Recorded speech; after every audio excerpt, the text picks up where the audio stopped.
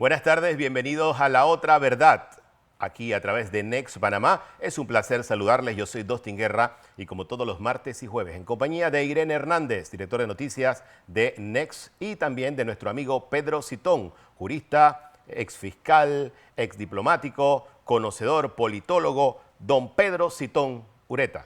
Bienvenidos, buenas tardes.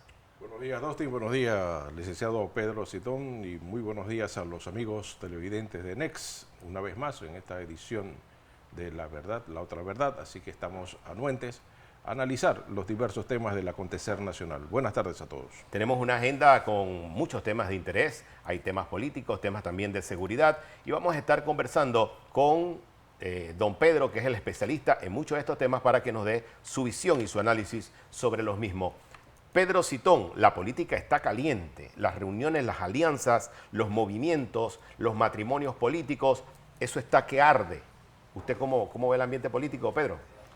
Bueno, yo lo veo exactamente proporcional a los momentos que el Código Electoral está brindando en esta nueva legislación que tiene, que hace que los partidos políticos necesiten llegar a una alianza antes del 30 de septiembre y necesitan que antes del 31 de octubre presentar cada uno de sus postulantes para la presidencia de la República. Para los partidos políticos, a algunos se les está haciendo difícil poder llegar a esa alianza, producto que entre ellos mismos no hay una sinergia de enfoque hacia el tema electoral, político, partidario, de cara a las elecciones de mayo del 2024. Hay como una calorcita tropical aquí en el estudio. Ayer estaba lloviendo, inundaciones en Panamá Este, alertas verdes, pero hoy tremendo solazo sobre la ciudad capital, Irene.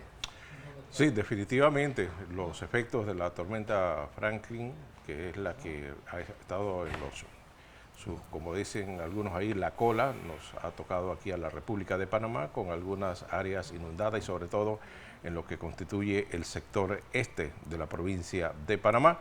Pero hoy se ha visto un clima un tanto más benévolo, así que esperamos que las cosas vayan mejorando. Ahora bien, definitivamente que nuestro país necesita las lluvias, porque tenemos un canal con una reducción del calado y se necesita agua, Dostin. Así es. Bueno, vamos a entrar en materia en el análisis político que le encanta a toda la audiencia. Oiga, ayer se convoca, dice que se filtra, pero eso no fue así. Hicieron la llamada, bueno, en un restaurante de la ciudad capital se van a sentar 3 políticos importantes del país a negociar y a ver el tema de una alianza política. Rómulo Rux, José Blandón y Toto Álvarez. Se van a sentar a conversar y van a mostrarle al país. Llegan los medios de comunicación. Lo que ocurre luego es una cosa impresionante y es el meme de la semana, el meme político. Vamos a escuchar las declaraciones iniciales de Toto Álvarez, que dice a su llegada a este encuentro político. Y sí es cierto, nosotros vamos en el mes de septiembre a concretar una alianza. Todavía los partidos tenemos que cumplir ciertos pasos legales internos. Les doy una fecha, el 16 de septiembre puede ser ya el anuncio formal legal, pero la alianza es, digamos, un hecho, ¿no? ¿Es un hecho, señor Álvarez, lo de la alianza? Sí, por supuesto que eso es un hecho entre los 3 partidos. Las pocas cosas que tenemos que conversar, estoy seguro que las vamos a resolver en la mesa. ¿Es cierto que lo que tiene detenida este anuncio es quién va a la cabeza entre el señor Rux y el señor Blanco? Bueno, nosotros sí lo tenemos definido, pero yo esperaría que sean ellos los dos que han estado mencionándose como las personas que pueden ir a la cabeza, que ellos les digan. Yo he dicho públicamente cuál es el que yo creo que va a ir. El que yo he dicho es uno y el que ellos digan creo que van a coincidir. Yo digo que va a ser Rómulo Rux. El señor Blandón planteó la posibilidad de hablar con el señor Martín Torrijos y Lombana. ¿Cómo se ha dado esto? ¿Se ha concretado o todavía sigue en una suposición? Mire, lo que sucede con Martín es que él acaba de llegar. Nosotros tenemos 2 años o más de estar conversando para conocernos más, a pesar de que a José yo lo conozco desde hace más de 30 años. y pretende ser él el que va a la cabeza, y para mí eso es imposible. Y el señor Lombana, el colega Ricardo Lombana, ni siquiera ha querido reunirse. Así que con ellos dos, por las posiciones que tienen, ha sido imposible un acercamiento. Los puntos en común que tienen ustedes. Muchos puntos en común. Por ejemplo, los tres creemos en que este país, en los próximos meses, una de las primeras medidas es convocar una asamblea constituyente. ¿Qué dice Toto Álvarez, Pedro e Irene? Toto Álvarez dijo, esa parte no sale allí en ese video, pero Toto Álvarez dijo cuando llegó a la reunión en este restaurante que ya estaba definida la nómina, que principal iba a ser el candidato a presidente, iba a ser Rómulo Rux, y José Blandón iba a ser el vicepresidente, que estaban discutiendo el tema de las alcaldías porque su partido tenía un candidato ya definido para la alcaldía, Cambio Democrático tenía también una candidata, al parecer que es Génesis Arjona, y también el partido panameñista ya había definido su candidato, que era Willy Bermúdez, y que eso estaba en una negociación y que eso estaba en un proceso. ¿Qué resulta? Que esas declaraciones iniciales, antes que empezara el dichoso almuerzo, ya estaban generando un escándalo porque luego Blandón sale a desmentir esas declaraciones. ¿Qué le parece este episodio de la política criolla, Pedro e Irene? Bueno, licenciado Citón, en el caso del señor Toto Álvarez, definitivamente lo que causó fue un repudio total por parte del presidente del partido panameñista y aspirante a la presidencia, José Isabel Blandón. Esas declaraciones naturalmente fueron refutadas por el dirigente político. Él aduce que el señor Toto Álvarez no es quien va a decidir por parte del partido panameñista quién va a ser el aspirante presidencial.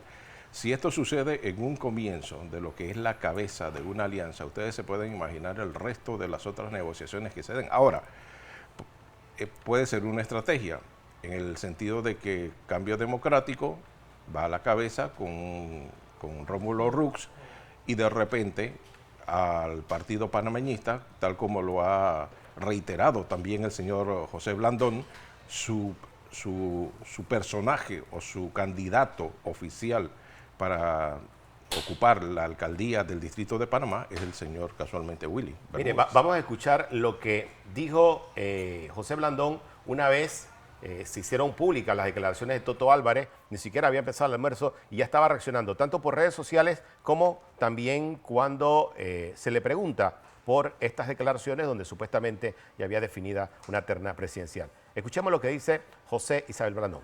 Ese anuncio que hizo extraoficialmente que usted desmintió y que ahora salen, ¿todavía está pendiente de la alianza?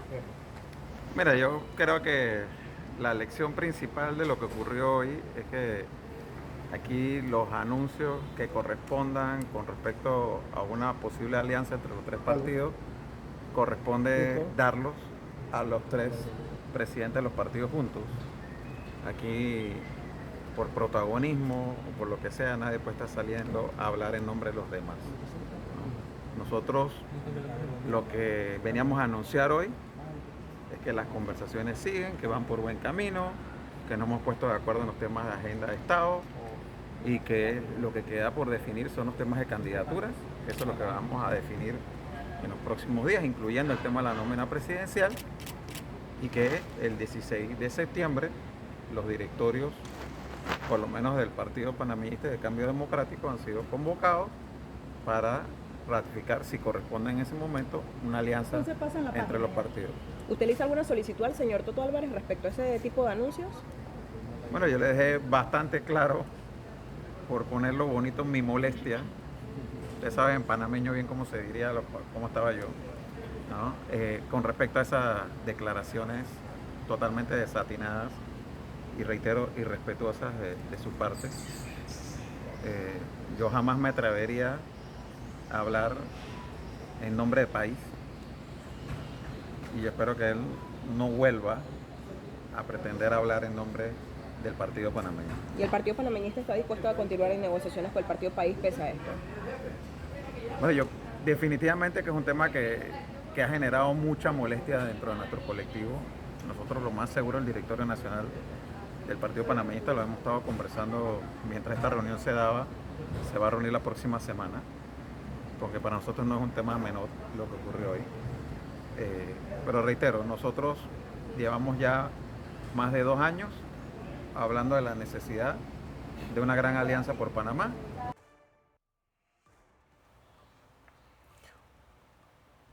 Esto es como cuando usted está pretendiendo a una dama como caballero y usted la invita a cenar, a una cena romántica. Bueno, antes de la cena, usted sale y usted le dice cualquier cantidad de cosas y hace público su descontento o revela algo que usted no tiene que revelar.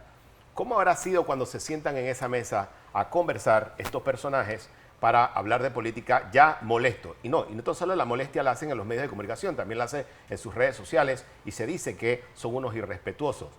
Es un noviazgo que lo más seguro va a terminar en un matrimonio conflictivo o es un noviazgo que ni siquiera va a llegar al matrimonio.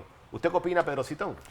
No entendí el símil, me pareció más bien un caso de la vida real entre usted y su esposa, cuando eran novios. No, sea serio, Pedro, pero sea serio. Ahora sí, siendo serio, yo sí le quiero decir que a mí, desde la perspectiva de esta situación, es que el señor Toto Álvarez fue un bien mandado por parte del señor Rómulo Rux para poner esta noticia de primicia antes que llegara el señor José Isabel Blandón, para definitivamente crear la situación que se creó. ¿Usted cree que se están serruchando ahí el piso? Sí, señor. A lo cortito. Sí, porque la idea, mire, yo estoy convencido de que ya la dupleta presidencial ya está establecida. Y también los otros hilos que están flecando, porque de lo contrario no se hubieran reunido.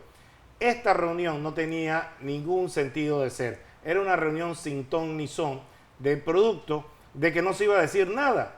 Entonces la noticia fue precisamente esta que hizo el señor Toto Álvarez.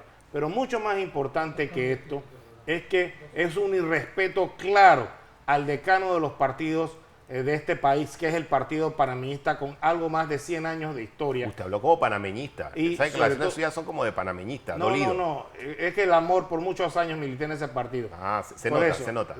Y sobre todo, a mí me estoy oliendo que quizás el tiro de Rómulo y Toto le salió por la culata y muy probablemente sea la excusa que requiera José Isabel Blandón para empezar negociaciones con Martín Torrijos. Y eso va a ser una debacle dentro del panameñismo, producto de que Mireya Moscoso ya le dijo a Blandón de que no podía negociar con Martín Torrijos. A eso usted se debe imaginar entonces el cisma político que se va a dar dentro de esa agrupación política. Estoy tratando de entender su narrativa novelística. Usted nos quiere decir a nosotros y a la audiencia de La Otra Verdad que esto fue un espectáculo montado por Rómulo Rux y Toto Álvarez para dejar mal a José Isabel Blandón y que tenga una buena excusa él para decir, bueno, yo saqué más votos que tú en las primarias, en el caso de panameñismo, y yo tengo derecho a negociar con otro candidato porque aquí lo que hay es discordia antes de sentarse a pactar algo. No, lo que quise decir es que era para plantar la idea frente a estas cámaras y que Blandón tuviera que admitir que sí, que así era como lo había dicho Toto Álvarez. Pero la reacción de Blandón, lo que me da la impresión a mí entonces es que va a haber un rompimiento de esa alianza de pony electorales y se va a ir a hablar con Martín Torrijos. Porque el punto esencial para mí, y se lo he dicho desde hace varios programas atrás, es que Blandón no va a negociar sin las alforjas llenas. Y eso es lo que él realmente está buscando en esas negociaciones. Bajar la caja registradora, sumar e irse entonces y designar un vicepresidente, sea del grupo económico que apoya a Martín Torrijos o sea el grupo económico que apoya a Rómulo Rux. Yo pienso, Dustin y licenciado Citón, que ese argumento de que, bueno, yo saqué mucho más votos en una primaria de los que sacaste tú y por eso yo quiero ir a la cabeza, me parece que no es sumamente correcto, porque de repente el señor Rux puede decir, ok, pero yo en las pasadas elecciones saqué mucho más votos de lo que tú sacaste siendo candidato presidencial. O sea, yo creo que sí se va a dar esa negociación, pero insisto, yo creo que Cambio Democrático de repente se va a quedar con la candidatura presidencial y el panameñista se va a quedar con la candidatura a la alcaldía de Panamá. Eso creo que porque son los dos valores políticos allí que se están disputando. ¿Quién usted cree que queda mal en el show que se hizo en el día de ayer, Pedro? Los tres. Definitivamente es algo impresentable, algo realmente indecoroso y algo que a la ciudadanía es una falta total de respeto. Porque el ciudadano que está pendiente de sus políticos, el ciudadano que cree en la política, que cree en los valores democráticos, definitivamente este espectáculo circense que vimos ayer en nada ejemplifica lo mejor de la política. Es la política con minúscula, es la mala política, es la politiquería de la cual pensábamos en cierto momento que estábamos saliendo, pero volvemos a ella. Y volvemos a ella de la mano de tres políticos que quieren darse como los santurrones de la política criolla y señalan a los corruptos con un dedo sin darse cuenta que ellos mismos están haciendo el ridículo político. Yo quiero insistir a Dustin y el licenciado Citón en eso de que estos candidatos o aspirantes a la candidatura presidencial se están equivocando. O sea, la gente no quiere estar escuchando asuntos de que quién va a la cabeza, quién va a la alcaldía de Panamá, quién va a la Diputación X. No, o sea, la gente lo que quiere saber de estos aspirantes presidenciales es qué le va a ofrecer. Porque por otro lado vemos al señor Ricardo Lombana, vemos a los otros aspirantes decir, no, yo no voy con los partidos tradicionales porque yo voy a ir con los independientes. Entonces la gente está cansada de escuchar ese tipo de discursos, esos foros que no van para ningún lado. Y sin embargo, hasta el momento no le han dicho a esta población realmente qué es lo que le van a presentar de cara a las elecciones generales, que ya deberían tener por lo menos un borrador. Bueno, es que también en las huestes de Lombana, del Movimiento Otro Camino, del partido político Otro Camino, y la coalición Vamos de Juan Diego Vázquez, pues tampoco hay sintonía. Hay ya recelo entre ambos grupos. Lombana le recrimina a Juan Diego de que no lo apoya. Juan Diego le dice que Lombana no incorpora sus fichas hasta tanto y cuando no reciba el apoyo por parte de Vamos. Así que también allá hay un espectáculo circense de menor medida, de baja intensidad, pero que definitivamente está afectando a ambos grupos políticos de cara a la opinión pública, de cara a la ciudadanía. Mientras tanto, hay que admitirlo, Martín Torrijos, a pesar de tener un partido político pequeño, está haciendo una política muy efectiva, muy tranquila, pero muy efectiva, recorriendo el país, al igual que lo que estamos viendo con las dos otras agrupaciones grandes, que es el Partido Revolucionario Democrático y el Partido Morirena, que logran hacer una alianza entre ellos como factor de poder dentro de la actual administración, pero por el otro lado está RM y Alianza, que lograron esa unidad electoral que los está haciendo sentirse sumamente cómodos y que todo da pie a que vayan a presentar su programa de gobierno, lo que tú comentabas, Irene, su programa de gobierno, sus proyectos, sus inversiones públicas, etcétera, etcétera, de aquí a antes que finalice el año. Pedro, mire que aquí hay unos videos que no tenemos, pero que luego que sucede todo esto en las afueras del restaurante, cuando se sientan, los periodistas también entran al restaurante y están los tres sentados y están con una cara de molestia. El único que estaba más molesto, creo, de los tres era Blandón. Rómulo estaba sonreído y Toto Álvarez estaba como si no hubiese pasado absolutamente nada. ¿Qué dice Blandón cuando sale de la reunión? Vamos a escuchar. Va a decir nuestro cabreo con las declaraciones que dio. Pero siguen la conversación. Porque sí, porque la es que, próxima semana van a porque tener una yo reunión con el directorio. yo te reitero, Panamá está por encima incluso de esas diferencias. ¿Me explico? Usted escuchó, dice que él sentía un cabreo muy grande por lo que había pasado, con el perdón de la audiencia. Así se sentía Blandón después de todo este show de ayer. Si ese es el principio de la alianza o es el romanticismo inicial de la alianza, no quiero saber si logran concretar a criterio de don Pedro Citón. Eso no va a pasar porque se van a dividir y van a ir cada uno con sus bandos. Yo no quiero saber cómo sería una alianza donde estas tres personas estén sentadas tratando de proponerle algo al país. Como dice Irene, se han olvidado de las propuestas y están viendo quién va arriba, quién va abajo, la calle al medio, la calle al centro. el problema puede estribar en eso, ¿no? Que este tipo de intentos simplemente se queden, como dijo Pedro, un simple noviazgo y quizás no llegue al matrimonio al final. ¿Puede suceder? Bueno, Puede suceder. Dustin se casó, así que tiene 2 hijos. Bueno, ¿usted cuántos divorcios tiene? No, yo nomás uno. Y Yo divorcios nomás tropiezo con internacionales. una piedra, con un pie en una sola ocasión. No, usted no tropieza una, usted tropieza muchas veces, hasta 20 años después. No, es así. Vamos a la pausa comercial. Al regresar con La Otra Verdad vamos a estar analizando otros temas interesantes. No se vaya. Esto es La Otra Verdad. La otra verdad.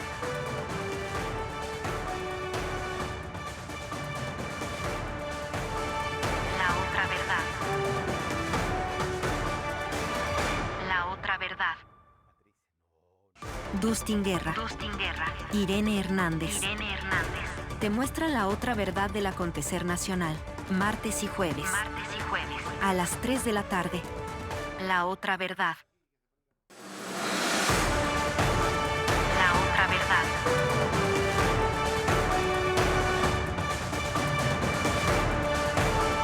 La otra verdad. La otra verdad. Estamos de vuelta en La Otra Verdad a través de Next Panamá. Recuerde seguirnos en nuestras redes sociales, La Otra Verdad Panamá, donde vamos a estar, por supuesto, mostrándole todo el contenido editorial y todo lo que generamos en este programa que es de usted. Gracias por estar con nosotros todas las semanas. Oiga, hay un problema migratorio serio, una crisis migratoria severa. Nosotros estamos bateando de emergente en horas de la mañana en el noticiero aquí en Next. Fernando Correa está en una misión especial fuera del país y tuvimos la oportunidad de entrevistar a la subdirectora de Migración que nos da importantes declaraciones, María Isabel Saravia Marín. Nos habla de lo que está pasando en la frontera de Panamá con Colombia, en el tapón de Darién, y la crisis real que se vive allá, donde miles de personas de diferentes nacionalidades, sobre todo venezolanos, intentan cruzar de Colombia a Panamá para seguir con destino a Estados Unidos. Vamos a escuchar estas declaraciones. 4 de agosto hemos superado la totalidad del año 2022, que fue récord, arriba de 310.000 personas. Lamentablemente no tenemos información certera de cuántas personas vienen. Panamá es el primer país que aplica biometría y que no solamente la aplica, sino que registra a estas personas, no solamente a nivel estadístico, sino en cuanto a sus datos personales con las competencias que tiene el Servicio Nacional de Migración. Sin embargo, sí es cierto, tenemos información que cerca de 10 a 12.000 personas están empezando a cruzar, pero son las que han estado cruzando todos estos días, y lo que significa que hay un cúmulo parecido en su tránsito maligno a través de este engaño mal llamado ruta. Darién no es una ruta, es una jungla. Mire, para que usted tenga una idea, Pedro Citón y Irene, el año pasado 250.000 personas aproximadamente cruzaron de Colombia a través de la selva del Darién, porque no es una ruta, y eso es importante, claro, tampoco hay trocha, eso es una selva. Cruzan de la selva de Darién a Panamá con destino a Estados Unidos. Obviamente atraviesan el país, llegan a los albergues y luego tratan de cruzar a Costa Rica. Pero ¿qué ocurrió o qué ocurre este año? Al día de hoy se reporta 310.000 personas, migrantes, que tratan de cruzar o están o han pasado a Panamá, y hay cerca de 10.000 esperando en Colombia para pasar a nuestro país, y eso ha generado una serie de problemas en la parte sanitaria, en la parte de seguridad, en el gasto, porque van más de 70 millones de dólares gastados este año solamente en tratar la migración de estas personas que buscan un mejor destino, una mejor calidad de vida en Estados Unidos y tienen que atravesar humanitariamente. Panamá tiene que darle esa asistencia y lo está haciendo, pero esto tiene un costo para el país. Son casi 70 millones de dólares que se han invertido hasta este momento. Irene. Sí, Dustin, mira, la verdad es que hay una gran preocupación en la ciudadanía panameña sobre este tema de los migrantes. Y la verdad que este año, tal como lo has mencionado, es cierto, o sea, ya se está llegando a la cifra de esas 300.000 migrantes por el territorio nacional. Hasta el día de hoy es actualizada, inclusive por encima de esa gráfica, hoy el reporte es 310.000. Imagínate. Bueno, entonces, ¿qué es lo que ocurre con esto? Ya hay una publicación donde la Agencia para los Refugiados de la ONU, ACNUR, está diciendo que no tiene fondos fondos para poder tratar a este tipo de situaciones o de escenarios de refugiados en estos países. Y tú has dicho, vienen en camino o van a venir unos 10.000 migrantes más. Entonces, ¿quién va a tener ese gran problema?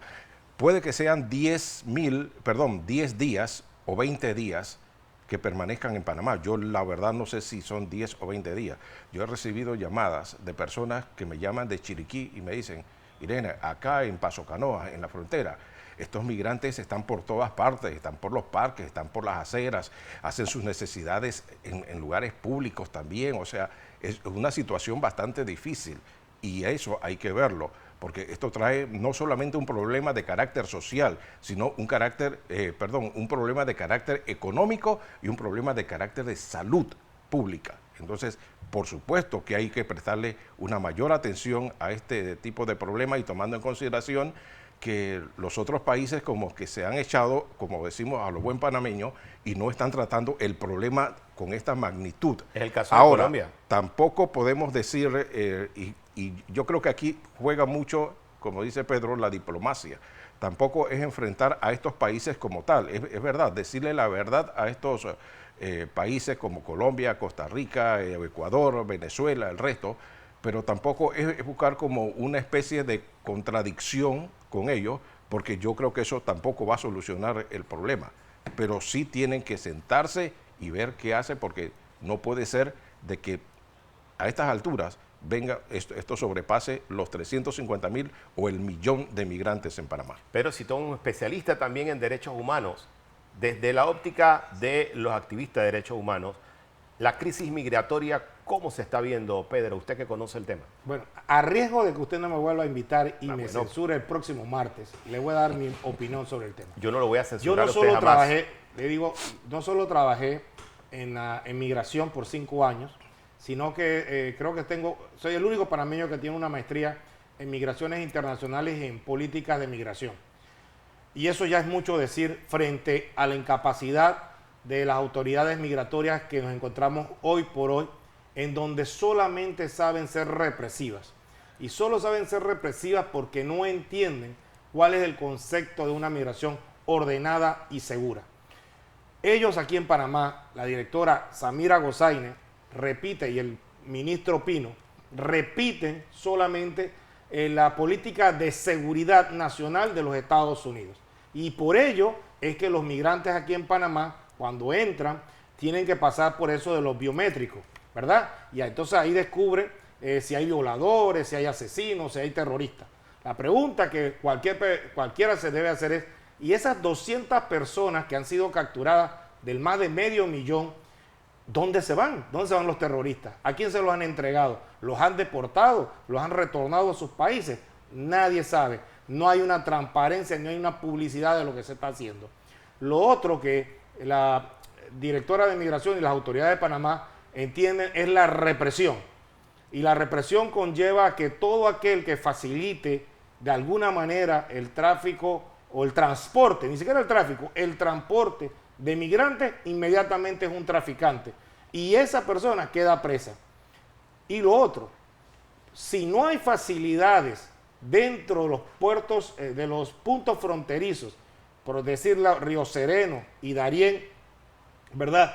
Mal podemos criticar al inmigrante que lo único que desea es cruzar el suelo nacional para ir hacia el sueño americano. ¿Y qué opina usted de que se gasten $70 millones al año en atender la crisis migratoria? Porque estos migrantes generan un problema colateral de salud, toneladas de basura. El tapón del Darién está convertido en un gran problema en este momento, además de los daños colaterales que causa el tener a una masa migratoria de estos niveles en áreas comerciales, por ejemplo en Paso Canoa, donde los comerciantes ya han dicho, tenemos un problema. ¿Usted qué opina de eso, don Pedro? Lo primero que deberíamos hacer es en vez de estas estadísticas que usted me está presentando, de cuántos llegan... Que yo le estoy presentando a la audiencia, ¿no? Gracias. Usted. No, pero a mí también. Pero, bueno, a la audiencia. Es preguntarse cuál es el periodo de estadía de los migrantes irregulares que cruzan Panamá. 5 días, 10 días, 15 días, 30 días. Eso es lo más importante. Y lo segundo más importante es cuánto dinero en esa estadía se gastan en Panamá. Esas son cifras que la directora de migración no expone, porque ella solo expone lo negativo. Y lo tercero que debemos ya los panameños empezar a pensar es si tenemos que abrir el tapón del Darién y no dejárselo más a la defensa del Senafrón, porque eso solo es cultivo para la delincuencia, el tráfico de drogas, tráfico de migrantes y otra serie de situaciones. Y le digo algo más, el Senafrón en Darién está denunciado ante Naciones Unidas por mujeres que han sido violadas por miembros del Senafrón. Y también por grupos organizados criminales. Tiene que ser objetivo, Pedro. Todo eso se evitaría si tuviéramos puertos fronterizos en esa localidad. Eso es lo que no ha habido. Y esas explicaciones, por carecer Panamá de una política integral migratoria, es que no nos hacen ver el problema en su complejidad. Pero bien decía Irene que lo que nos ha faltado es el liderazgo internacional de la canciller Tiwani. Porque no es posible que el discurso político de las migraciones y de la cooperación internacional en este tema se deje a la capitana Samira Hossain. Esto tiene que ser... Pero, cálmese. No, ¿Le va a dar algo? No me va a dar nada. Esto tiene que ser liderado por la Cancillería para que ellos promuevan un discurso de cooperación internacional. Pero ayer lo que vimos, dicho por la señora Hossain en el marco de una conferencia regional de Panamá, fue una guerrilla bate. Ninguno de los países que ahí estuvieran van a apoyar a Panamá en ninguna cooperación internacional, porque lo que se le hizo fue criticar. Ya Colombia tiró la toalla y les dio la espalda a las autoridades panameñas. Y como dice Colombia, como dice el canciller colombiano, y como dicen los países del Cono Sur o de América del Sur. Usted parece vocero del gobierno colombiano. Este no es un problema de nosotros, es un problema de los Estados Unidos, porque hacia allá van estos inmigrantes irregulares. Vamos a ver también la intervención. Hoy nos hablaban un poco sobre cómo las organizaciones criminales están utilizando esta crisis migratoria para generar también toda clase de dinero y también toda clase de problemas en esa zona. Veamos. Colombia ha indicado que no origina migración. Sin embargo, muchas de las personas venezolanas que están viniendo tienen residencia previamente en Colombia, y no solamente eso. Yo quiero contarles que dentro de las principales nacionalidades, o sea, tenemos más de 60 nacionalidades registradas, pero una de las principales, la quinta, son los colombianos. Y muchas personas con alerta con estas personas ni siquiera necesitan visa para ingresar a territorio nacional. Entonces, es una situación compleja, los recursos son finitos. Panamá ha, en este presupuesto, comprometido más de 70 millones de dólares para un tema que es de seguridad nacional, porque es de seguridad multidimensional, es un tema de seguridad alimentaria, seguridad sanitaria y demás.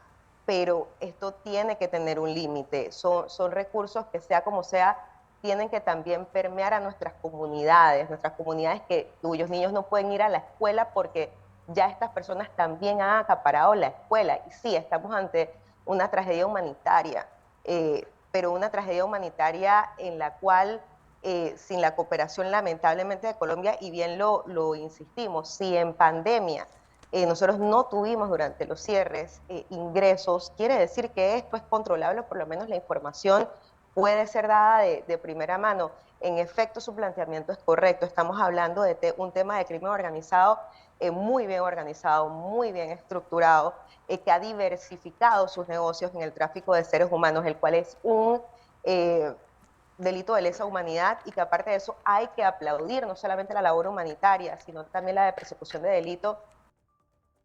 Si usted fuera candidato presidencial a la República, por supuesto, a la presidencia de la República, y usted tiene un problema migratorio de esta magnitud, ¿cuál sería su propuesta para resolverlo, Pedro Citón?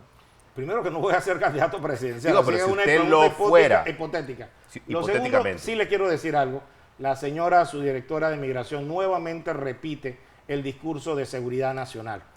Pero ella no habla, como usted se da cuenta que las autoridades no hablan del impacto económico de todos esos migrantes. Para que tenga una idea, solamente de Darién a Hualaca el costo del pasaje vale 40 balboas. Y si son 300.000 personas, en un bus de 40 personas, empieza a dividir y multiplicar y se dará cuenta cuánto dinero le ingresan a esos transportistas. además de todos los inmigrantes que tienen que comer, tienen que ir a la tienda, tienen que ir al supermercado, a la fonda, todos son ingresos que nos están cayendo al pueblo panameño. O sea, lo que ha faltado es una logística por parte de las autoridades migratorias para que los migrantes que queden en el territorio nacional por falta de recursos puedan tener una mejor estadía en Panamá a través de un albergue o a través de a la ayuda de la Iglesia Católica o de otros grupos evangélicos que apoyen al migrante o como ACNUR, por ejemplo. Eso es lo que no ha hecho este gobierno y habla de 70 millones que yo quisiera preguntarle en qué se han ido. ¿En qué se han ido esos 70 millones? En temas de biométrica, en temas de seguridad nacional, en darle de comer a los soldados de Senafrón. En eso que se van los 70 millones. ¿Usted cree que esta es una papa caliente para el nuevo gobierno? Definitivamente. Mire, yo soy de la teoría de que los candidatos presidenciales, y en eso sí concuerdo con usted, van a tener... Por fin concuerdan algo conmigo. Eso está bien. Estamos avanzando en la relación. Estamos como en la negociación de Blandón. No, ninguna negociación, que usted no es Toto y yo no soy Blandón. Y este tampoco, Irene no es Rómulo.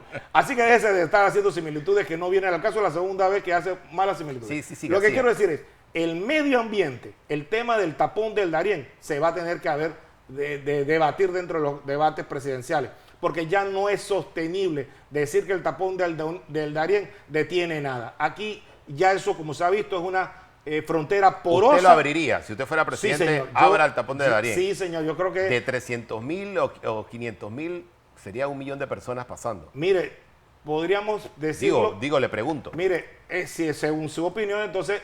le pregunto, no estoy afirmando. Jamás abriríamos la frontera con Costa Rica, pues según ese criterio, ni ningún país tuviera frontera con ninguna otra persona. Yo sí creo que hay que abrir el tapón del Darién y ya dejarnos eso. Pero eso es un tema medioambiental. Y el otro tema es precisamente el migratorio. ¿Qué vamos a hacer con las migraciones irregulares en Panamá y qué enfoque le vamos a dar a esa migración? Si seguimos con el enfoque de la política de seguridad nacional de los Estados Unidos y hacemos que la frontera de los Estados Unidos pase de Río Grande hacia el tapón del Darién, o hacemos una política de acuerdo a los estándares internacionales pactados por Panamá, que es segura y ordenada, o decidimos entonces cerrar nuestras fronteras y militarizarla aún más de lo que están. Sus redes sociales, Pedro, para que lo sigan, porque ese análisis que usted acaba de hacer aquí, lo hace en sus redes sociales, también lo hace con su jefe, Juan Prixiola, en Crítica. Mañana esto que yo estoy diciendo hoy, en 2 minutos, estará en el blog del Café de Citón, en Crítica Paz. Ok, ¿y su red social? Pedro Citón 66. @DustinGuerra si nos quiere seguir en nuestras redes sociales. Tenemos que hacer una pausa para comerciales. Al volver vamos a seguir tocando temas de interés aquí en La Otra Verdad a través de Next. La Otra Verdad.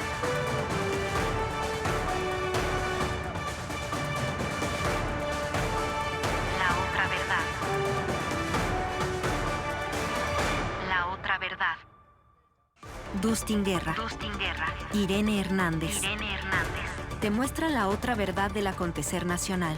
Martes y jueves. A las 3 de la tarde. La Otra Verdad. La Otra Verdad.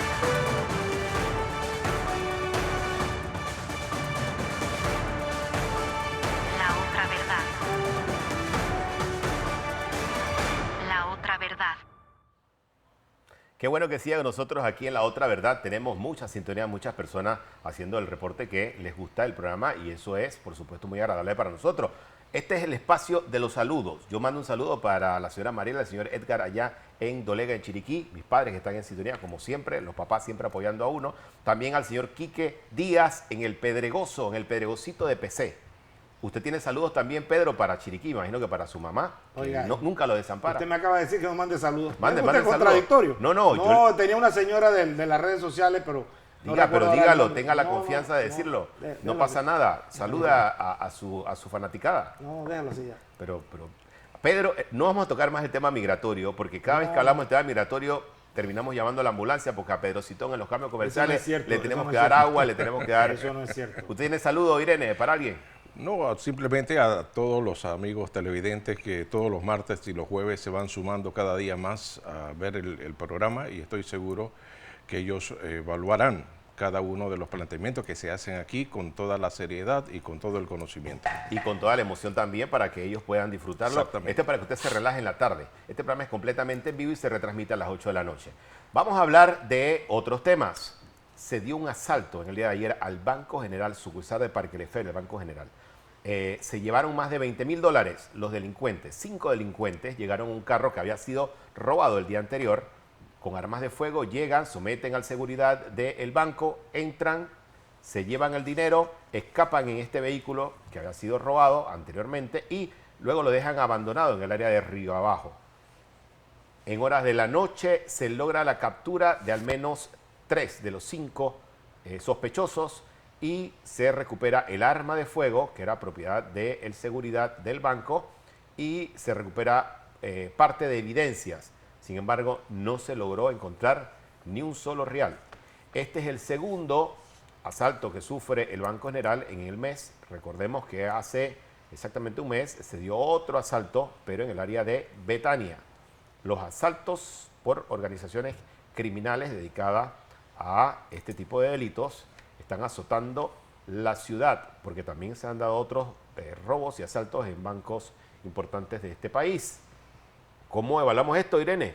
¿Inseguridad de las calles? Definitivamente sí, o sea, sigue la inseguridad. Creo que es uno de los temas principales que el panameño siempre aduce, que no está conforme porque siempre ve que en cada gobierno los estamentos de seguridad en cuanto a sus miembros reciben una serie de beneficios. Mire, aquí está el video, Irene, donde sí, los delincuentes están saliendo, se montan, muy mala la grabación, pero por lo menos nos refleja lo que ocurrió. Se montan en el vehículo, creo que habían armas de fuego de promedio. Allí salen, mire que ya tenían una ruta planificada, no cogen en dirección a la Vía España, a la 12 de octubre, sino que doblan a la derecha, se meten hacia el área de Río Abajo, Parque Lefebvre. Aquí está nuevamente, este es un video, obviamente video viral en el día de ayer, donde los delincuentes dice que iban vestidos como de una empresa de fumigación. Y Tenían sobre todo que era un vehículo que había sido reportado, que había sido hurtado casualmente el día anterior y se utilizó el día siguiente casualmente para cometer esta fechoría, este asalto, ¿no? Bueno. Pero decía que sí, en efecto, este es uno de los principales problemas que tiene la ciudadanía panameña. Ahora bien, analizando bien el tema con estos asaltos que se están dando, porque creo que este es el segundo en menos de 30 días, uno se pregunta, cuando las autoridades dicen que capturaron a unos sospechosos que de repente acordaron una pena X o un acuerdo de pena con los asaltantes, uno se pregunta, ok, se hace ese acuerdo de pena, pero ¿dónde queda el dinero al final de todo? Sí, o sea, eso nunca aparece. Esa es una gran pregunta. ¿Verdad, licenciado Citón? Bueno, yo más allá de esa pregunta muy válida que tú estás haciendo, Irene, y que a veces uno no sabe si es que la propia policía, cuando hace las detenciones, se las decomisa para su propio patrimonio. Lo que debemos ver es que por eso es que la ciudadanía, cuando le preguntan cuáles de los problemas que afectan a su yo personal, a su situación personal, enseguida recalca el tema de seguridad, porque así como están robando instituciones bancarias, están también presentes en las paradas de buses, en las calles, en los establecimientos de las abarroterías de los denominados chinitos, y entonces es una preocupación grande que pareciera que la Policía Nacional no tiene una inteligencia al servicio precisamente de los ciudadanos y evitar este tipo de robos. Usted que fue fiscal, ¿cómo se puede establecer un acuerdo de pena con ellos que después confesan, pero no se recupera absolutamente nada del botín? ¿Cómo se puede llegar a un acuerdo de pena sin el botín? Bueno, es una deficiencia de la ley, y la ley adicional no pide el visto bueno de la víctima, que en este caso sería el Banco General. Por tanto, pues pueden llegar a un acuerdo sin necesidad de que la víctima lo autorice. Y efectivamente nunca he entendido cómo se hacen acuerdos de pena si no hay un resarcimiento civil producto del delito. Oiga, curiosidades del tema de los asaltos bancarios. Usted sabe que esto se registra en el día de ayer. Bueno, las autoridades ya tenían planificado un simulacro de asalto con toma de rehenes. Vamos a ver este simulacro. Este sí fue exitoso. Esto fue exitoso. Veamos. Bien, aquí mire, este era el simulacro, lo tenían toda la planificación de cómo sería si se registra un asalto con toma de rehenes. Ahí ustedes ven, este es algo que tenían las autoridades ya planificado para llevarlo a cabo durante esta semana y se registra el asalto del Banco General. Si usted me pregunta a mí, yo que asesoro en temas de comunicación y manejo de medios, yo no hubiese hecho este simulacro aunque estuviera planificado. Porque usted cómo queda ante la opinión pública cuando usted hace un simulacro un día después de que se da un asalto y usted no logra capturar a los involucrados en ese asalto. Entonces, el tema de los asaltos bancarios como simulacro no debía ser agenda del gobierno por los próximos 2 meses, 3 meses. Debería ser enfocado en capturar a los sospechosos del último hecho delictivo y tratar de dar explicaciones a la ciudadanía de cómo se manejó el caso a nivel judicial, a nivel policíaco. Pero mire, aquí está parte del simulacro del gobierno nacional. Esto fue una sucursal, creo que, de la Caja de Ahorros. Del Banco Nacional de Villaporra y Calle 50. Ajá, en Calle 50, en el Banco Nacional, con toma de rehenes. Esto es como un ensayo por si llega a ocurrir una situación como esta. Mi criterio, muy particular, no sé cuál es el criterio de Irene y Pedro, yo hubiese preferido postergar esto hasta que pasara un poco el tema del asalto del Banco General. ¿Qué opinan ustedes? Yo más que el asunto del simulacro, yo lo que pienso es que una cosa, hay una distancia muy grande entre un simulacro y una realidad. ¿Por qué razón? Porque yo lo asemejo también cuando se hacen esos simulacros, cuando viene un fenómeno natural como un sismo, un terremoto, donde van las personas bajando de manera paulatina, con calma, riéndose. Señores, cuando usted ve y sienta un movimiento telúrico, usted no va a bajar jamás en la manera en que se bajan en esos simulacros. Bueno, creo que esto es lo mismo.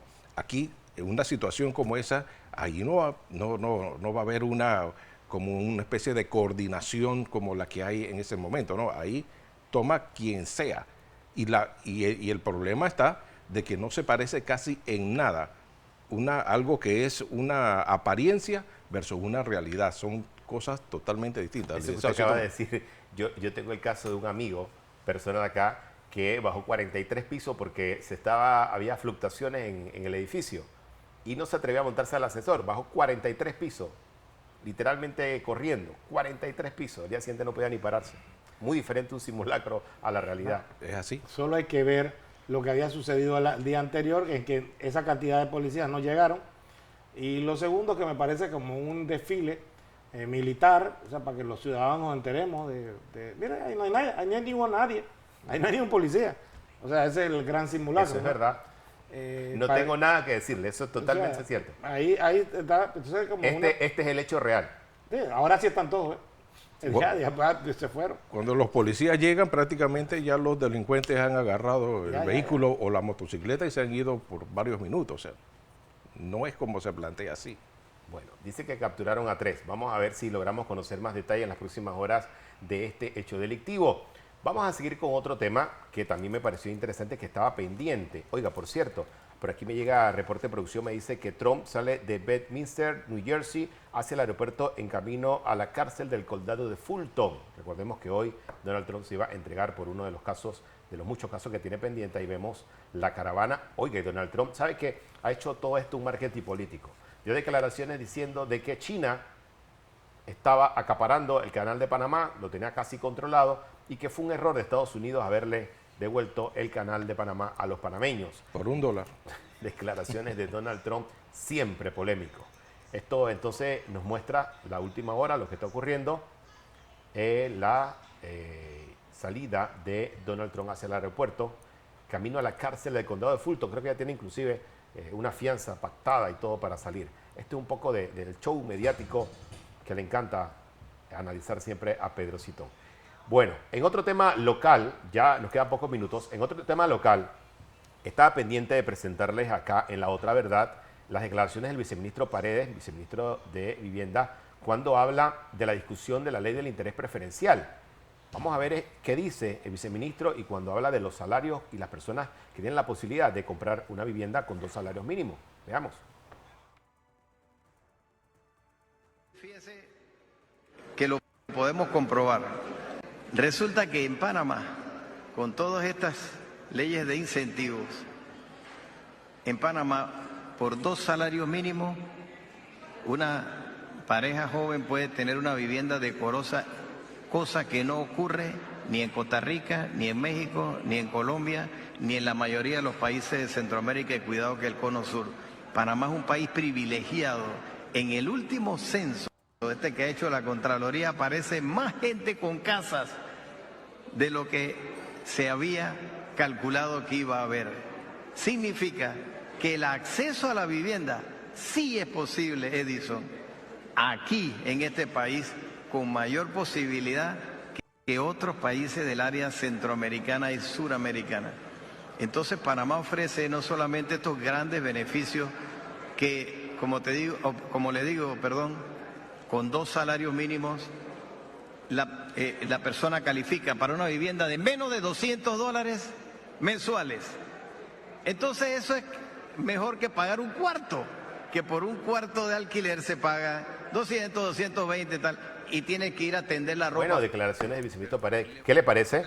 Dice que 2 salarios mínimos le permiten a una persona adquirir una vivienda. No sé cuánto costará esa vivienda. Las viviendas están cada vez más lejos y más caras. Ninguna baja de los $100.000. No sé cuánto será esa letra con 2 salarios mínimos. Esa es la reflexión del viceministro sustentando la ley de intereses preferenciales. Bueno, lo que pasa, yo sigo sosteniendo, o sea, 2 salarios mínimos para la compra de una de estas viviendas de interés preferencial, pero ¿qué pasa con el resto de los otros gastos que tú tienes dentro del hogar, con tu familia, en el aspecto de la escolaridad o de la universidad, de la alimentación, del vestuario, del entretenimiento y muchos otros gastos más que uno tiene? Digo, las cosas no son tal como a veces se quieren plantear o reflejar. La realidad que vive el panameño, incluso el panameño que tiene hasta un poder adquisitivo un poquito mayor que el salario mínimo, tiene problemas serios para poder subsistir, como dicen algunos por ahí. Yo creo que a veces los ministros y funcionarios de alto perfil del gobierno cometen muchos errores al tratar de utilizar estos ejemplos que terminan cayéndole mal a la persona que está viendo cómo hace para sobrevivir. Imagínese aspirando a tener una casa. Ni siquiera le voy a decir que en el sector norte, oeste o en el sector oeste del país, porque es que desde la ciudad de Panamá, porque las casas están tan caras en la actualidad que es bien complicado, que con 2 salarios mínimos son $1.200, $1.100. Caras y más reducidas en cuanto a espacio. Sí, entonces la movilización, el transporte, es todo un tema, el asunto, la crisis de viviendas. Oiga, por acá me pasa Pedro de que conceden prisión domiciliaria al director de ingresos, Luis Cucalón, quien deberá usar brazalete electrónico, cumple una condena de 96 meses de prisión. Pero con un estado de salud bien deteriorado. Sí, está muy mal de salud y lo volvieron a meter preso. Ahora le conceden esta prisión domiciliaria. Le conceden esto, pero antes lo exhibieron, como han hecho siempre, ¿no? Los periodísticos de la prensa, TVN y Medcom volverán a hacer de las suyas. Bueno, nos tenemos que ir. Muchas gracias por haber estado con nosotros en esta hora en este programa que es de usted. Esta es La Otra Verdad. Irene Hernández, Pedro Citón y Dostin Guerra. Nos vemos la próxima semana. La Otra Verdad.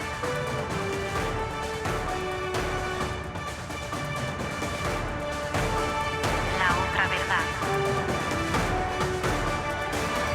La Otra Verdad.